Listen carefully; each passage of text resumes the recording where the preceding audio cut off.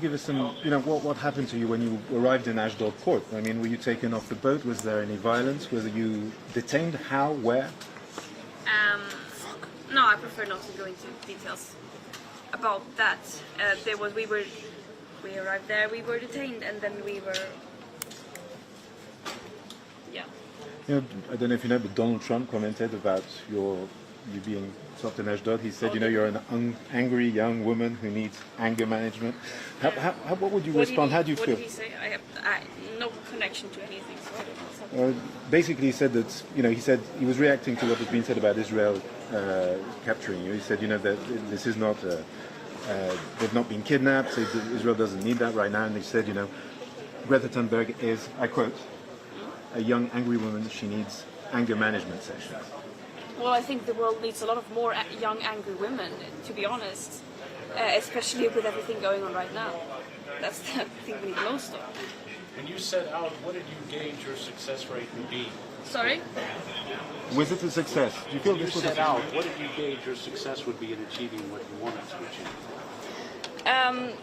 We were very well aware of the risks of going on this mission, and as I said before, there has been many previous flotillas on similar missions that have been either attacked, intercepted, or actually reaching Gaza. So, of course, the aim was to get to Gaza and to be able to distribute the humanitarian aid. We were 12 peaceful volunteers sailing on a civilian ship carrying humanitarian aid on international waters. We did not break laws, we did nothing wrong. The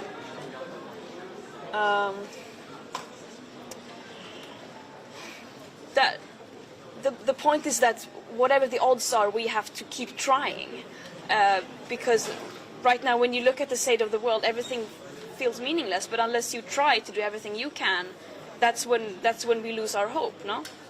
Let's understand the context. Why are you free today and your colleagues are still detained there? That's a bit unclear. I and some others signed saying that we wanted to go back as soon as we could, not accepting that we entered the country illegally. And some people did not sign that. We were held in also separate places for many amounts of time, so it's a bit unclear. And as I said, I haven't had contact. I wasn't able to talk or say goodbye. But I do know that there were major issues with people actually getting to talk to lawyers. Were you interrogated? Yeah. Why did you choose to come back? Huh? Why did you choose to come back? Why would I want to stay in Israeli prison like more than necessary? Why do you think so many countries, governments around the world are just ignoring what is happening in Gaza? Because of racism, that's the simple answer, I would say. Racism and basically desperately trying to defend a destructive, deadly system that systematically puts short-term economic profit and to maximize geopolitical power over the well-being of humans and the planet. And right now it's very, very difficult to morally defend that. It is impossible, but still they are desperately trying, which is... Absurd is not the word, but there are no words to describe it. Vi kan ta på svenska. Yes, 10 seconds. Ja, hej. Kan du göra en snabb utvärdering? En snabb utvärdering.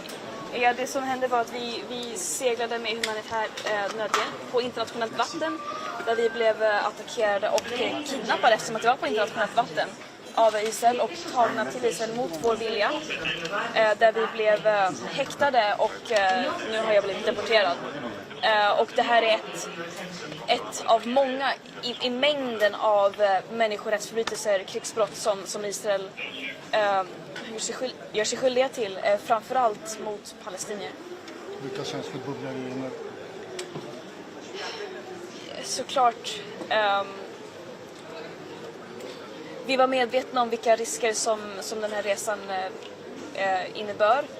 Särskilt om vi tittar på tidigare liknande uppdrag där det har hänt liknande saker med båtarna. Men såklart väldigt... världen återigen visar sina värsta sidor när ett land som ockuperar ett område och systematiskt stoppar all influx av mat, vatten, mediciner som behövs för överlevnad, systematiskt svälter ut över 2 miljoner människor, väljer att återigen blockera humanitär nödhjälp från ett civilt skepp med 12 fredliga volontärer på och kidnappa de personerna och häkta dem. Såklart det är ytterligare ett exempel av ett av många felen i den här. Thanks for your patience. Many people remember Mavi Marmara, 9 people were killed. Were you worried that you might actually get killed or severely injured in this? As I said, we did the necessary risk assessments and stepped onto that boat knowing what risks we would take with the knowledge of previous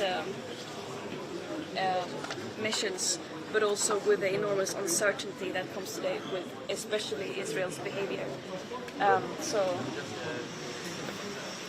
it was included in the risk assessment. Where are you going now? Are you going back to Sweden? What's the next step? It appears so, yeah. Yeah. Well, is that not what you wanted to do? Was that not what you wanted to do? What we wanted to do was to be able to give humanitarian aid to the people of Gaza. Non, ça va lui besoin. Try to contact. Vite fait.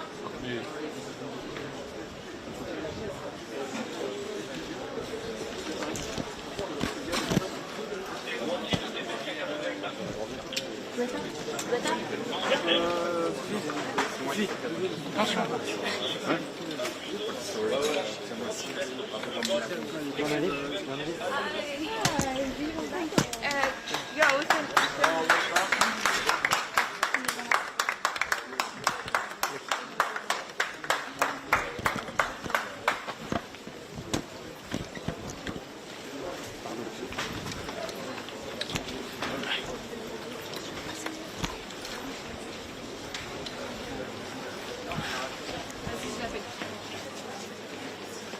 Attention. Attention Alex, maintenant. Maintenant, attention.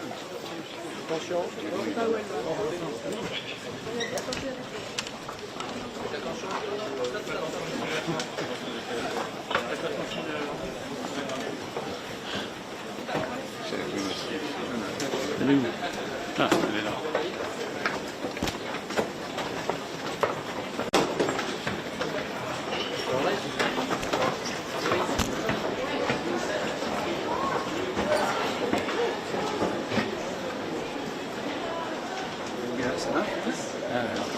Maybe you can.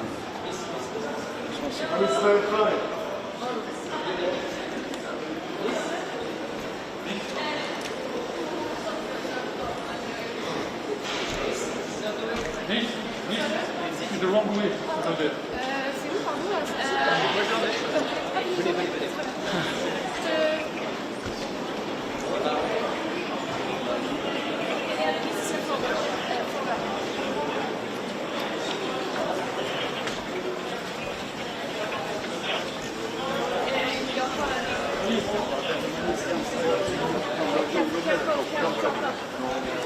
Attention, attention.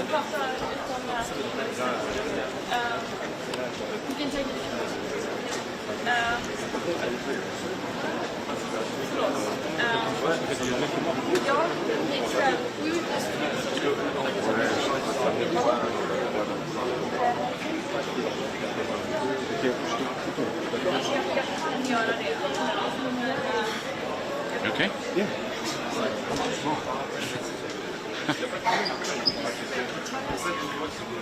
Men jag